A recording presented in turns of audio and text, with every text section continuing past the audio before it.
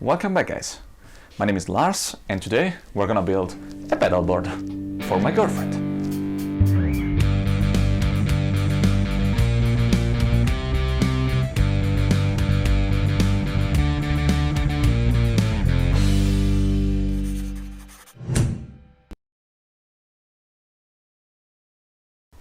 So, important stuff.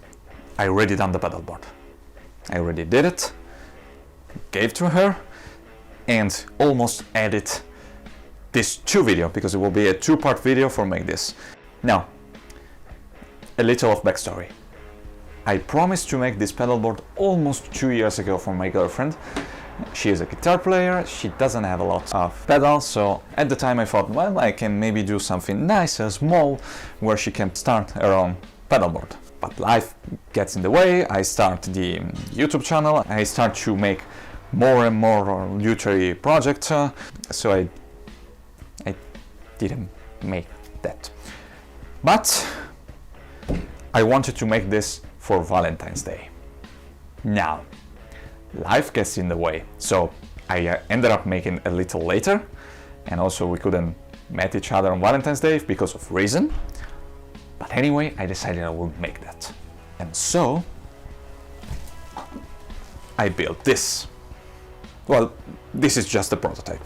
This is just a little prototype that I made out of plywood, scrap of plywood, and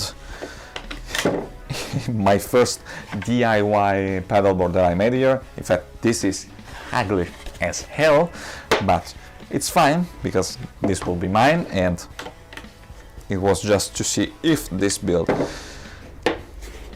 works, which I think it does. It's a two-part box. This is 37 centimeter longer and 14.5 centimeter wide. Here ended up being a little shorter. It's 28 centimeter and a little bit wider because after a little bit of research I found that the pedals, the largest pedal outside the wah pedals are around the 15 centimeters, so I made that 18. And the basic idea is exactly this. I just don't use plywood. I try my hand on joinery and, to be precise, on dovetails on plywood. Talk about bad decision. But yeah, this is the basic idea. I think that is nice. It's a small pedalboard where you can put, I will say for this, like 4 or 5, easily 4 or 5 pedal, depending on the dimension. And it's portable, it's nice, she can store the pedal away from other people and dust. This video will be just voiceover because I wasn't feeling like talking and I was kinda in a rush to make this thing. So I will let you to my voiceover voice. I started this project creating some template on Illustrator. I basically made just some big rectangle for the outline of the pieces and then some small square for the joint. And I also mark with an X the piece that I need to cut so I don't make any stupid mistake. And the first thing that I need to do is cut the template. So for that I grab my new multi-tool pliers, cheap tool, very useful, I use it a lot, and I cut them.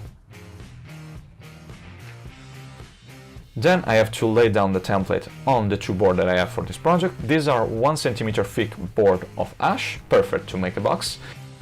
After I decide where to put the piece, I use some stick glue to glue them down, and then I have to wait 5 minutes. The perfect time to respond to the message.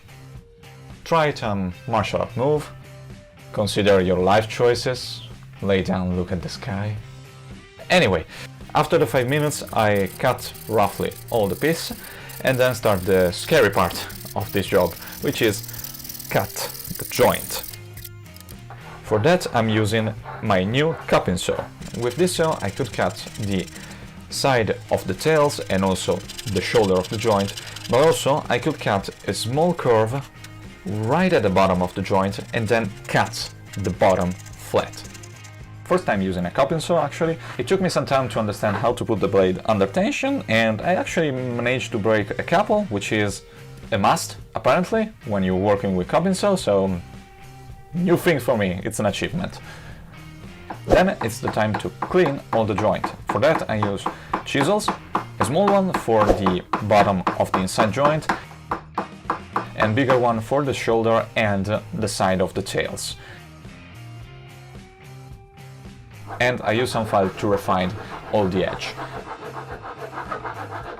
I try to constantly check here if the joint is good. You don't need to make a super tight joint here because I will put a lot of glue, but also you don't want to make a loose joint with big gaps. Then I glue off camera the piece because it was already scary by itself, so I need concentration, and I start sanding the point of contact between the two parts of the box. I knew the right way of doing this type of box, which is basically do a bigger box and then cutting out of the table saw, so you end up with two matching parts. But I don't have a table saw, so I'm working with what I have. And at this stage I discover my first error, which is that the upper part of the box is not square. The bottom part, perfect. The upper part is a little bit tilt. So I tape the two parts together with some masking tape, really tight.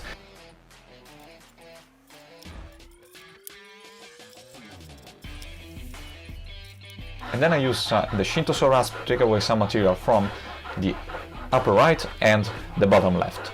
This way, even if the box is not square anymore, the difference is almost invisible, but it's symmetrical and the two parts are matching, which is the important thing. And also the internal part of the bottom is still square, which is another important thing. And after that I start to clean the tail. For this I grab again my Shinto saw rasp, then I remember that I have some saw, so I use the small razor saw to cut away the majority of the waste and then go with the Shinto saw rasp to clean everything. That was faster.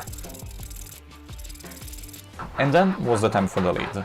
For that I took the remaining piece of ash, cut them down slightly oversized, and I was lucky here because they were almost good to go. I just have to sand a little the edge of the one on the right. I mark the piece so I don't lose the orientation. And then I clean the bench because it was a mess. And I glue up the piece. And here I made the second stupid mistake because I marked the piece, yes, but I didn't mark where the front and the back was. And so I ended up taking away the piece before the gluing was setting and replace it. Very stupid mistake, but just annoying. After a day I took away the clamp, put the box together again, and I give myself a line at the bottom so I know how tall the box needs to be. And then I clean the excess of the lid away. For that I start again with the Shinto saw rasp. Then I move to the saw, but this time it was a little uncomfortable to do it, give the position of the piece. I try various saw, and at the end I just decide to clamp the piece a little better to the bench and then use the Shinto saw rasp. It was low, but the best way to do it. I also clean the bottom of the box using the line that I give myself, and I make sure that it was flat so the box will not rock.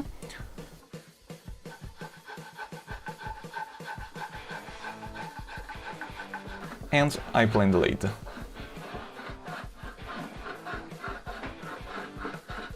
And here we are, the basic of the box is done.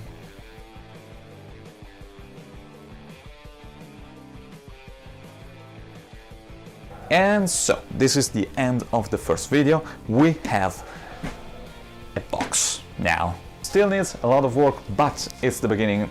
This was actually the part that scared me the most because it's the part where it's easier to mess up the entire project, which I did, but not in an unrepairable manner, so I could work with that. And so, as always, I would like to thank you, my Ko-fi supporter, the new subscriber. We are at 80 subscribers, so it's road to 100 now. And I will see you next week for the second part of this pedalboard build. Bye.